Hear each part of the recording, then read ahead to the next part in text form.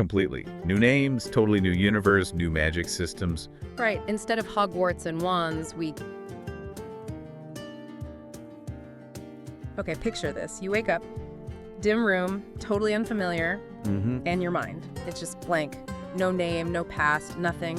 Just this chilling emptiness where your memories should be. Yeah, that's already terrifying. Right. But now, make it worse. You're actually a prisoner, and this world, it's run by necromancers, powerful ones, and forgetting things. That could be seen as treason. Every missing memory you have is a potential secret this regime desperately needs. Wow. That's Helena Marino, her lost identity.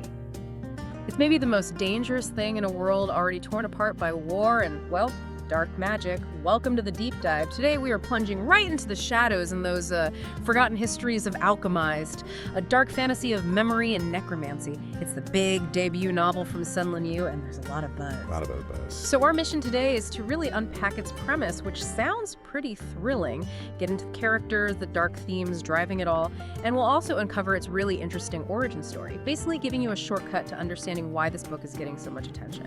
And we're drawing this straight from, the source material, early excerpts, getting a real feel for it. Okay, let's unpack this then. We've got a world scarred by war. Necromancy isn't just some fringe magic, it's like the power structure. And our main character, Helena, has literally lost her mind, her memories, in the most dangerous way possible.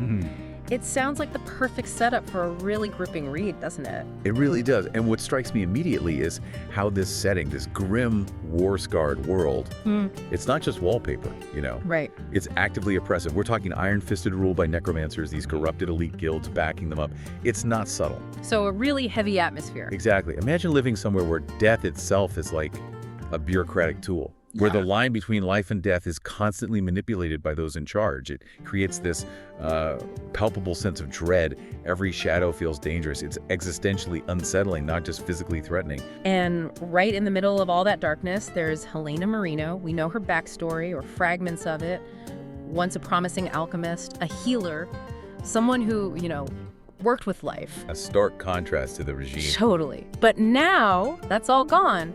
She's a prisoner, stripped of her magic, yes, but even more terrifyingly, stripped of her identity. The excerpts really paint this picture of her being haunted by these blank months, just a void. And totally isolated too, right? Comrades dead, world collapsed. Yeah, completely alone and vulnerable. It's a huge fall from grace.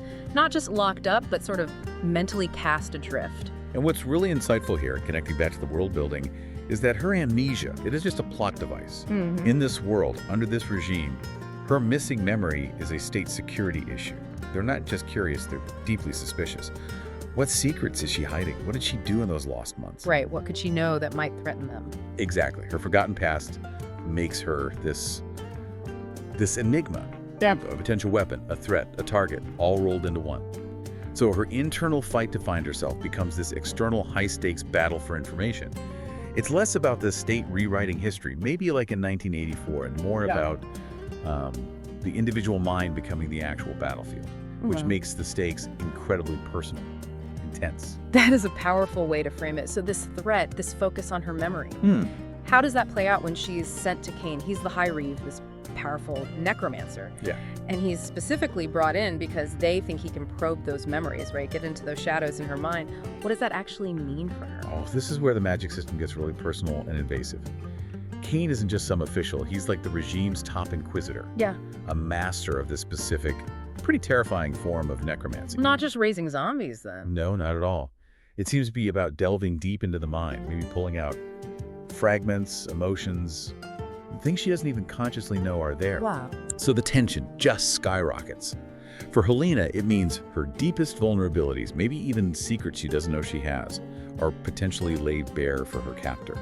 It's a violation that goes way beyond physical pain. It's aimed right at her sense of self. The threat isn't just interrogation, it's like existential unraveling. And then, adding another layer, the sources hint Kane isn't just the straightforward bad guy, he has his own secrets. So it's not just interrogator versus prisoner, it's more complex, mirrored almost. Exactly. That dual secrecy is fascinating. Kane has immense power, yeah, but if he also has vulnerabilities, hidden motives, it changes everything.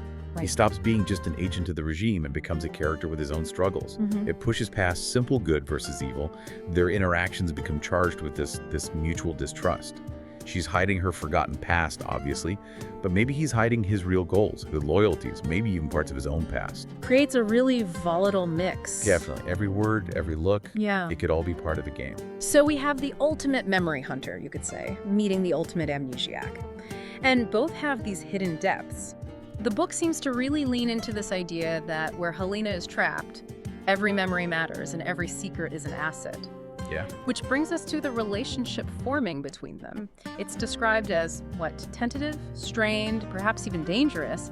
How does all this, the power imbalance, the mutual secrets, shape this enemies to lovers thing they seem to be setting up? Well, this specific setup completely twists that trope, doesn't it? It's not just, forbidden love across battle lines. No. Here, one character, Kane, literally holds the power to unlock or maybe even rewrite the other's entire identity. How can you possibly build trust, let alone fall in love, when the whole relationship starts with that kind of power imbalance, that forced intimacy? Yeah, that's a huge obstacle. It really explores those blurred lines, captor and captive, truth and manipulation. Any connection between them isn't just romantic tension. It's tangled up with dependency, suspicion, and her desperate search for herself while he's trying to define her by what she doesn't remember. It raises a huge question then. Right. Can any real connection actually form when one person's whole existence is built on prying secrets from the other? Yeah. Especially forcibly sought secrets. That's, a really compelling psychological tightrope they're walking. Can anything genuine survive that kind of foundation? It sounds less like a simple romance and more like a deep dive into identity, control, manipulation. Precisely. And, this also makes you wonder about the magic itself, alchemy and necromancy. The hints we get suggest alchemy isn't just bubbling potions.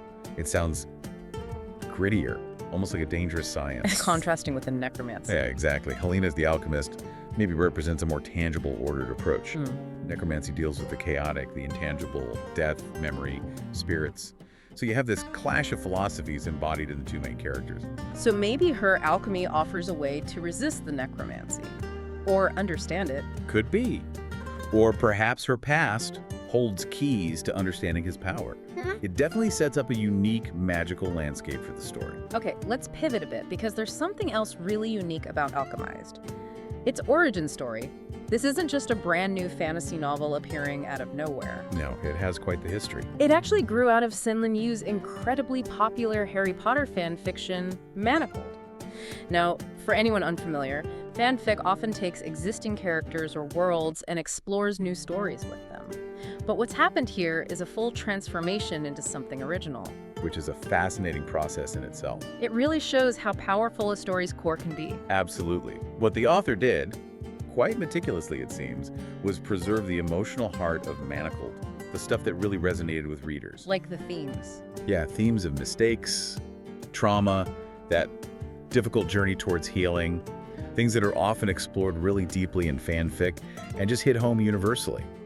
And crucially, that complex enemies to lovers dynamic we were just talking about. That was a huge part of the fanfic's appeal, and it's been carried over. So readers who loved the emotional intensity of Manacled should find that same power here.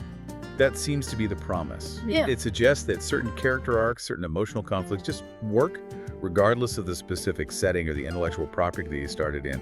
It's really a testament to the author's ability to capture and keep that narrative core intact. And that's the preserved part, which is impressive enough. But then there's the reimagined aspect. The novel completely leaves the Potterverse behind. Completely. New names, totally new universe, new magic systems. Right. Instead of Hogwarts and wands, we get this alchemy and necromancy combo, which, as we said, fits the dark, gothic tone perfectly. It's a massive world-building overhaul. But it sounds like it was done really thoughtfully, keeping the essence. How tough is that, pulling off that kind of transformation? Oh, it's incredibly challenging. It's really a masterclass in adapting and creating. By building this new world, new magic, new everything, the author gives Alchemized its own distinct identity. It has to stand completely on its own 2 feet. While still satisfying those original fans. That's the tightrope walk, yeah. Building a world that feels just as rich as one people already know, while keeping the emotional intensity that drew readers in the first place. It's not just changing the names, it's like re-engineering the whole chassis while keeping the same powerful engine. It proves the story itself was strong enough. Exactly. It proves that powerful themes and character dynamics don't need to be tied to an existing IP. They can stand alone. It speaks volumes about the universal appeal of certain journeys and shows how an author can forge something fresh and original while holding on to that compelling heart. The buzz suggests they pulled it off. So what does this all mean for you listening right now? Well, we're looking at a story with this proven emotional depth, right? But it's been meticulously reworked, expanded into its own unique, dark fantasy world. It's kind of like getting the best parts, the emotional core of a story people already loved, but wrapped in this brand new, maybe even darker package. A fresh experience for everyone, whether you knew the fanfic or not. It really shows the evolution of a story, from fan creation to this fully independent fantasy saga. Okay, let's talk about why you should care about this deep dive into Alchemized. Beyond the interesting backstory, what's the core appeal? Well, we're looking at something that promises to be really gothic, dark, intensely emotional. It seems driven by these two big mysteries tangled together. Helena's lost past and the sinister nature of power in this necromancer regime. And that unique mix of alchemy and necromancy, plus the psychological games between Helena and Kane, it sounds incredibly intriguing, especially if you like stories that blend genres a bit. And if you appreciate really detailed world building, where the setting itself feels like a character, creating this mood of gloom and danger, Alchemized seems poised to deliver that. For fans of morally gray characters. Oh, absolutely. If you like characters forced into impossible situations where right and wrong get really blurry and survival kind of dictates their choices, this sounds like it'll resonate deeply. We're talking about people operating in those murky ethical spaces. Yeah. And, for anyone who loves a plot where every secret matters, where uncovering one tiny forgotten detail could just flip the whole power dynamic, this book seems built for that kind of tension. It sounds like more than just fantasy. It's a psychological drama with dark magic, making you constantly second-guess what's real, who to trust. It definitely feels like it's pushing the boundaries in terms of character depth for the genre. I think so.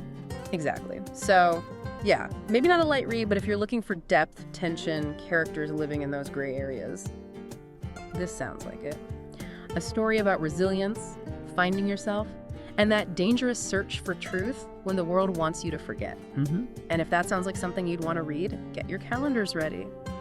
Alchemized is set to be released on September 23rd, 2025. You should be able to find it, wherever you usually get your books. Definitely one to watch out for. So yeah, there you have it. Alchemized. A grim world ruled by necromancers, a past shrouded in deadly mystery, a powerful High Reeve who might hold the key, and this dangerous dance of secrets and maybe something else. All spun out of a celebrated fanfic into something entirely new and darkly compelling. Quite the package. It leaves you thinking, doesn't it? In a world where your past is both your greatest weapon and your biggest weakness, what would you fight to remember?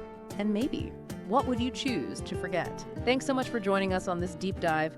Don't forget that date, September 23rd, 2025, and get ready to explore Helena Marino's search for her identity in Alchemized. Sounds like you won't want to miss it.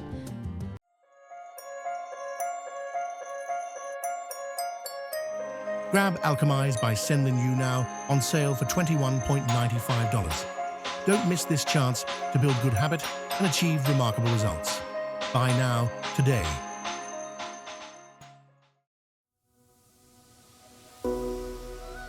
Like and subscribe for more Bookhaven podcasts.